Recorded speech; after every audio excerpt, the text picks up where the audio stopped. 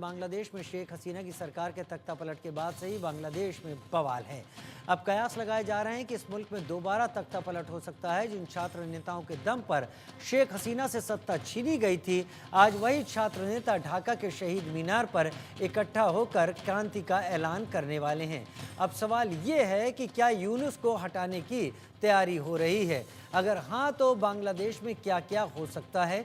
इन्हीं सवालों को लेकर आज का सर्वे हम आपके सामने लाने जा रहे हैं। सर्वे की शुरुआत करते हैं। ढाका में विरोधी छात्र और कट्टरपंथी जमाती आज बड़ी रैली करने जा रहे हैं। इस पर आपकी राय क्या है? ताकत की नुमाइश हो रही है, 12% लोगों का ऐसा मानना है। हिंदुओं पर जुल्म और बढ़ेगा, 32% लोगों ने ये माना है। कानून व्यवस्था और बिगड़ेगी, 53% लोगों का ये मानना है और 3% ने कहा हम कह कुछ भी नहीं सकते। दूसरा, क्या बांग्लादेश का संविधान बदलकर शरिया कानून लागू करने की तैयारी चल रही है? 67% का कहना है हाँ, 29% का कहना है नहीं और 4% का कहना है कह नहीं सकते। यानी बांग्लादेश पूरी तरीके से शरिया कानूनों के कब्जे में आता हुआ दिखाई पड़ रहा है। दो सवाल हमने पूछे और इन दो सवालों का जो मर्म से निकलकर सामने आया, इसका मतलब जो निकलकर सामने आया, उससे एक ही चीज़ समझ में आ रही है कि वहाँ पर धीरे धीरे वहाँ की माइनॉरिटी यानी हिंदुओं का खात्मा करने की तैयारी है। एक ऐसा आंदोलन जो शुरू हुआ था आरक्षण के विरोध से, वो सुप्रीम कोर्ट के दखलंदाजी के बाद आरक्षण के विरोध से तो हटा, लेकिन वो हिंदुओं के विरोध पर आ गया और हिंदुओं के घर तोड़े गए, मंदिरों को तो यूं तबाह किया जा रहा है जैसे इससे बेहतर खेल, इससे बेहतर कदम शायद वहाँ के कट्टरपंथियों के लिए दूसरा कोई ना हो। हत्याएं आम हो चली हैं, घरों को जलाना आम हो चला है, लेकिन जब दबाव पड़ता दिखा तो ये चीज़ हटी और इसके बाद ये सब कुछ हो गया, भारत विरोध पर आ गया। यानी boycott India, boycott Indian product, और धीरे धीरे बांग्लादेश अब एक बार फिर से छात्रों के एक और मुहिम का साक्षी बनने वाला है। यहाँ पर अब क्या होने जा रहा है? क्या संविधान बदलने की तैयारी है या एक बार फिर मोहम्मद यूनुस से भी यहाँ के लोग सेटिस्फाइड नहीं दिख रहे?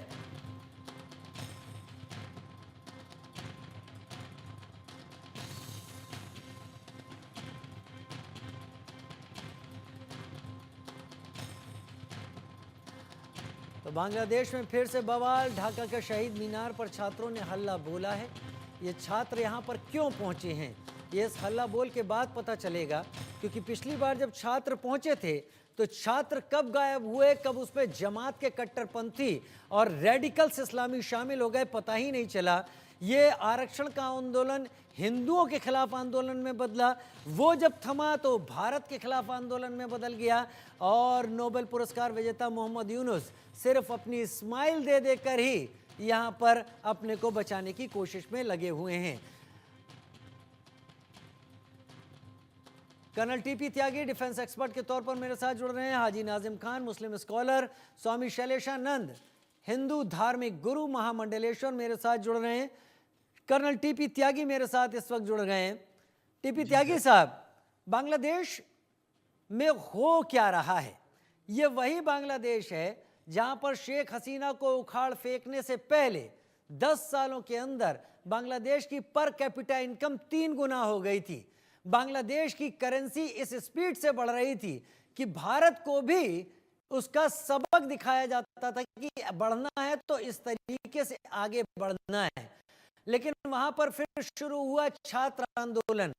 अब छात्र कितने थे और कट्टरपंथी कितने थे, ये शायद बेहतर तरीके से मोहम्मद यूनुस जानते होंगे, लेकिन ये छात्र आंदोलन अचानक खामोश होता है और ये हिंदुओं के खिलाफ आंदोलन चला जाता है। इसमें हत्याएं, बलात्कार, घर जलाना, मंदिर तोड़ना वहां का सबसे फेवरेट टॉपिक हो जाता है। और उसके बाद जब ये थमता है तो ये Bharat boycott, Indian product boycott पे आकर रुकता है।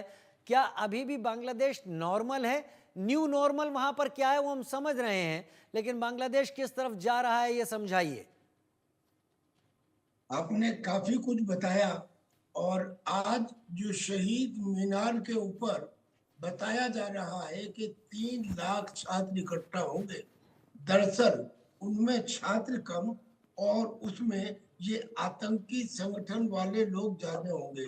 कारण उसका ये है कि आज की इस शहीद मीनार पे होने वाले जो लोग हैं, उसकी पिछले लंबे समय से जो काम कर रहे हैं उसमें शामिल है जमाते इस्लामी, अंसार उल बंगला, जमातुल मुजाहिदीन, यानी के आतंकी संगठनों के लोग। और ये इनका प्लान तो ये है कि ये कॉन्स्टिट्यूशन को ही बदले नहीं बल्कि चेंज कर दें। पुराने कॉन्स्टिट्यूशन को ये कहते हैं कि वो तो मुजीबुर रहमान चार्टर था, एक नया कॉन्स्टिट्यूशन लाए। हालांकि वहां की जो बांग्लादेश नेशनल पार्टी है खालिदा, वो इसके शायद पूरी तरह से फेवर में नहीं है। लेकिन सबसे पहला काम वो क्या करना चाहते हैं जिससे सारी चीजें साफ हो जाएंगी, वो चाहते हैं कि बांग्लादेश का नाम अब इस्लामिक रिपब्लिक ऑफ बांग्लादेश हो या Islamic Republic of east Pakistan हो। ये जो दूसरा अल्टरनेटिव है, इससे चीजें क्लियर हो गई। ये तो आपने बता ही दिया कि उनका विरोध पहले हिंदुओं के खिलाफ था, अब भारत के खिलाफ है। और ये सारे काम जो हो रहे हैं, इसमें केवल बांग्लादेश के कट्टरपंथी नहीं, बल्कि इसमें पाकिस्तान के ISI और पाकिस्तान खुद पूरी तरह से शामिल है। दो एग्जाम्पल। पहला तो ये कि पाकिस्तान को 250 kg RDX भेजने की क्या जरूरत थी बांग्लादेश में, और साथ में 100 AK-47, और जो भेजे, जिस कार्गो शिप से भेजे, वो कार्गो शिप जिस पोर्ट के ऊपर जाके रुका, उस पोर्ट के ऊपर कार्गो शिप का रुकना प्रतिबंधित था। उस कार्गो शिप में 7 लोगों की हत्या कर दी गई, क्योंकि शायद उन्हें यह खबर लग गई थी कि इस भूसे के अंदर भूसा नहीं है बल्कि इनमें RDX है। यानी ये काम अगर छुपाया गया, इसका मतलब ये साजिश है। और अगर साजिश है और बांग्लादेश में उतरा, तो बांग्लादेश और पाकिस्तान दोनों की साजिश है, पहला कारण। तो दूसरा इसका संकेत ये है कि पाकिस्तान ने अचानक POK के अंदर 500 अपने कमांडो, स्पेशल कमांडो ग्रुप के वो तैनात कर दिए, वहां पे लॉन्च पैड की संख्या बढ़ा दी। यानी ये लगता है कि हिंदुस्तान के खिलाफ पाकिस्तान और बांग्लादेश दोनों मिलकर साजिश कर रहे हैं, और उसके पीछे हाथ चाइना का, क्योंकि अचानक चाइना ने पाकिस्तान की मदद करनी शुरू कर दी 50 बड़े वारशिप बनाने में, 8 सबमरीन बनाने में। और चाइना, पाकिस्तान, बांग्लादेश, और इसका विरोध अमेरिका इसलिए नहीं कर पाएगा क्योंकि अमेरिका फर्स्ट अमेरिका पॉलिसी के अंतर्गत वहां पर एक नया देश, नाम शायद जोगम है, वो क्रिएट करना चाहता है, जिसमें बांग्लादेश का चिट्टगांग हो और हिंदुस्तान का मिजोरम और पार्ट ऑफ मणिपुर हो, और म्यांमार का भी एक डिवीजन हो। तो लिहाजा वो भी नहीं करेगा इसमें कोई दखलंदाजी।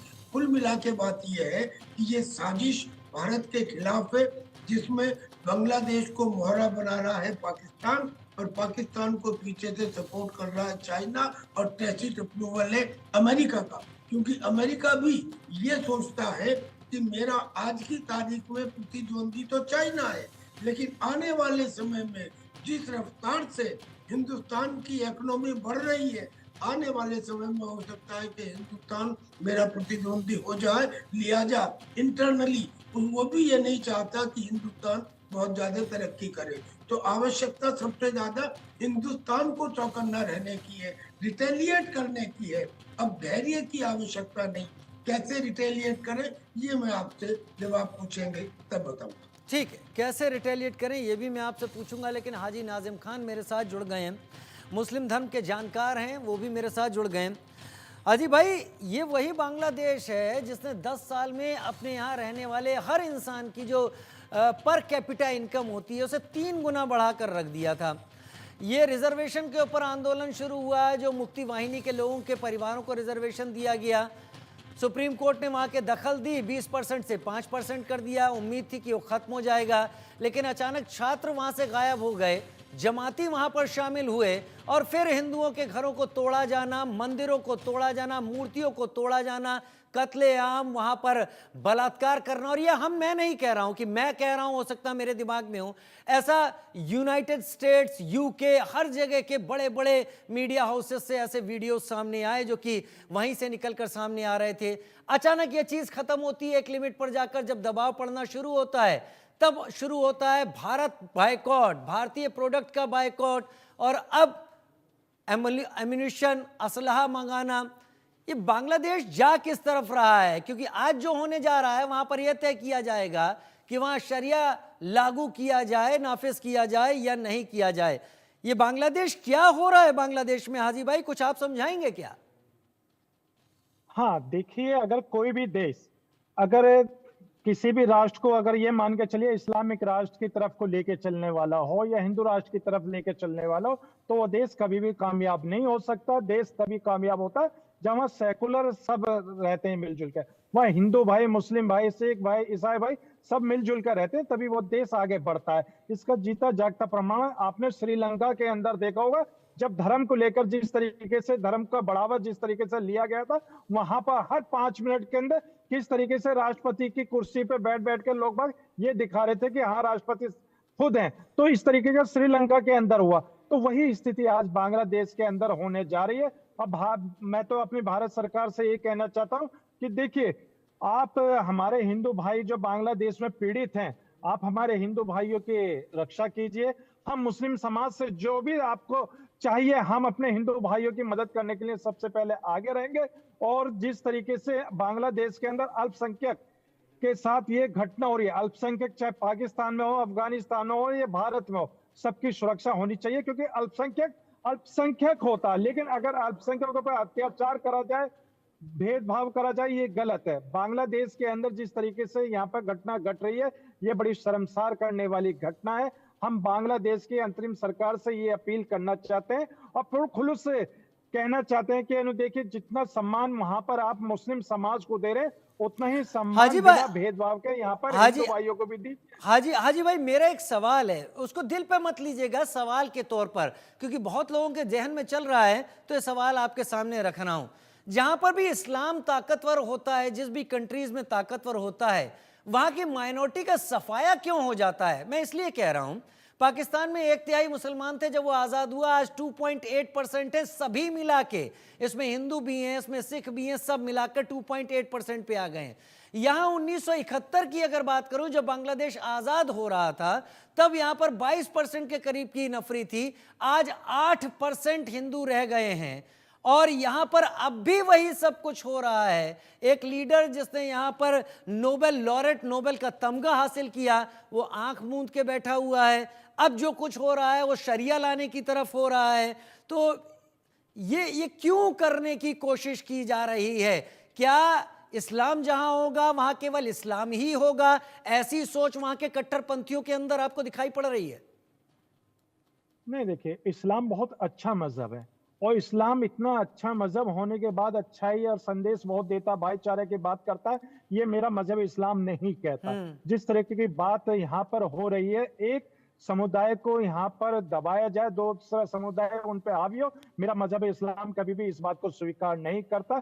मेरा मजहब इस्लाम ये कहता है कि अगर आपका पड़ोसी भूखा है, आपके पास खाना है, तो अपना खाना का मैं वाकई आपकी तारीफ करूंगा नाजिम भाई, आपकी तारीफ करूंगा कि आप इतनी बेहतरीन लाइनें रख रहे हैं यहाँ पर।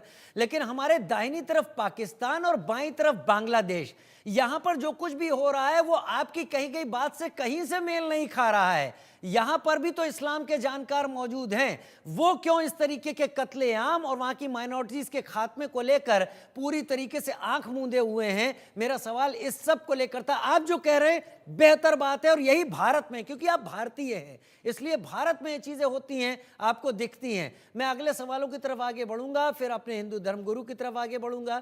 बांग्लादेश की सत्ता पर पूरी तरह काबिज होने के लिए राष्ट्रपति और सेना प्रमुख को जबरन हटाया जा सकता है।